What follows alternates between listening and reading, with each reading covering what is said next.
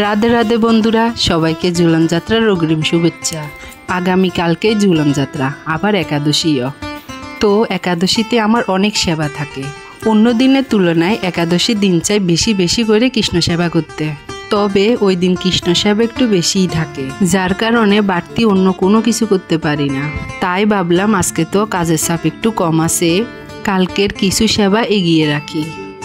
তো আমার ঘরের ঝুলন যাত্রার সবচাইতে কষ্টদায়ক ব্যাপারটি হলো এই দোলনাটি ঝুলানো, কিন্তু ঝুলানোর পর আমার অনেক ভালো লাগে। তো আজকে রাতকে এটা ঝুলিয়ে রাখলাম, কালকে শুধু রাধা মাধবকে অভিষেক করিয়ে দোলনায় উঠিয়ে ফেলবো। গত বছর এই কারণে আমার অনেকটা সময় ব্যয় হয়ে গিয়েছিল। দোলনা ঝুলানো, রাধা মাধবকে অভিষেক, সিঙ্গার, তারপরে বসানো।